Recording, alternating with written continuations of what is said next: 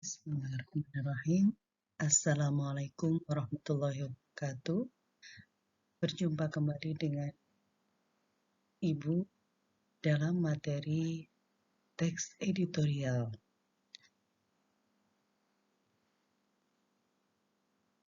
Kali ini kita akan membahas tentang kompetensi dasar menganalisis struktur dan kebahasaan teks editorial, serta merancang teks editorial dengan memerhatikan struktur dan kebahasaan baik secara lisan maupun tulis. Sebelum kita membahas tentang struktur dan kebahasaan dalam teks editorial, perlu kita pahamkan terlebih dahulu terkait dengan ragam informasi yang terdapat di dalam teks editorial, yang meliputi ada isu aktual, pendapat, serta saran.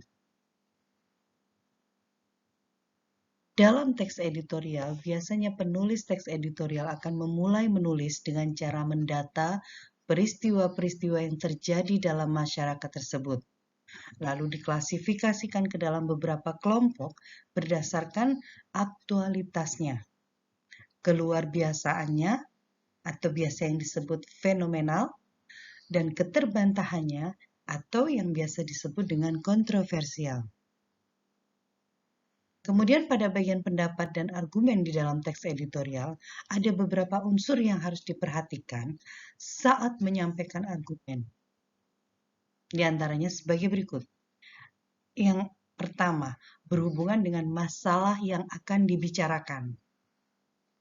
Kemudian yang kedua, dapat mempercepat pemahaman masalah, penemuan sebab, dan pemecahan masalah. Yang ketiga, pendapat yang dikemukakan itu tidak mengulang pendapat yang pernah disampaikan oleh pihak lain. Kemudian yang keempat, disampaikan dengan kata dan kalimat yang tepat. Dan yang kelima, pendapat atau argumen dalam teks editorial ini disampaikan dengan sikap yang terbuka dan sopan.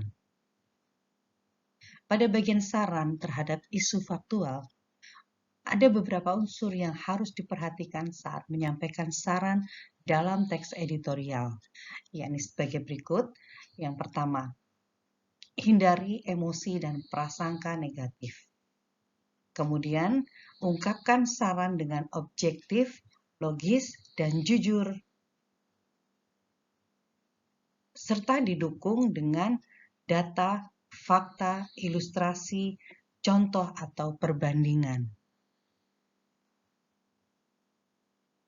Yang keempat, menyampaikan saran dengan urut, terperinci, tidak berbelit-belit sehingga saran itu mudah dipahami. Dan yang terakhir adalah menghindari saran yang menyinggung urusan pribadi. Dari beberapa ragam informasi yang saya sebutkan, dapat disimpulkan bahwa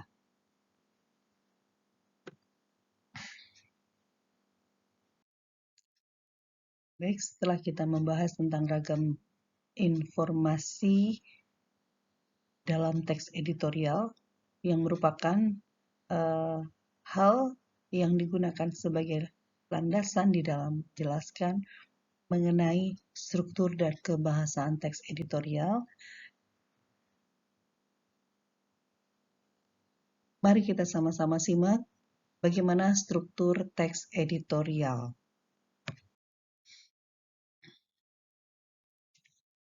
Struktur teks editorial meliputi masalah atau pernyataan pendapat. Ya. Kemudian pernyataan pendapat ini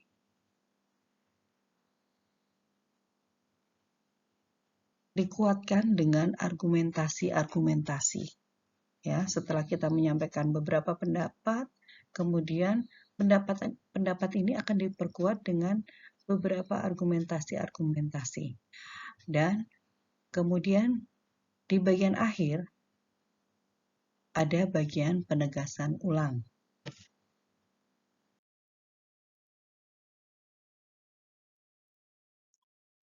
Kaidah kebahasaan dalam teks editorial meliputi menggunakan kalimat retoris. Kalimat retoris ini adalah kalimat yang berupa kalimat tanya, namun kalimat tanya ini tidak membutuhkan jawaban, tapi menjadikan sebuah kalimat untuk perenungan.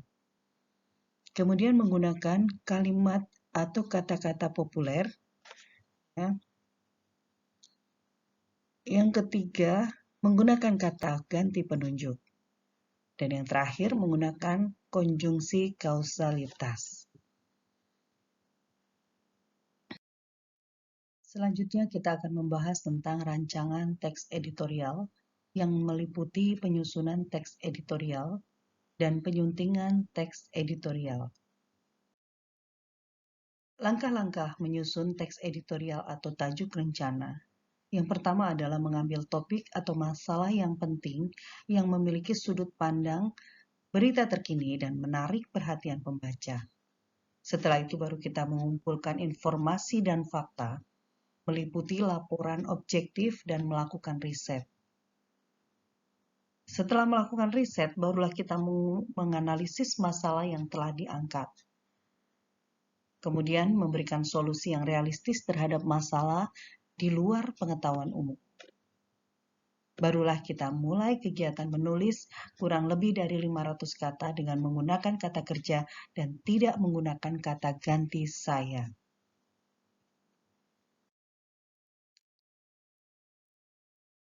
Pembahasan yang kedua adalah terkait dengan penyuntingan teks editorial.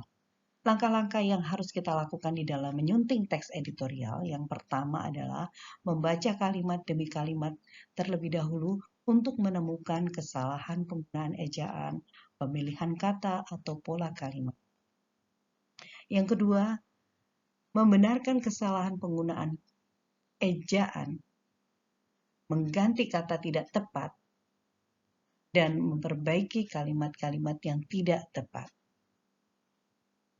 Yang ketiga, kita mulai melakukan pemeriksaan keterpaduan paragraf untuk menemukan kesalahan.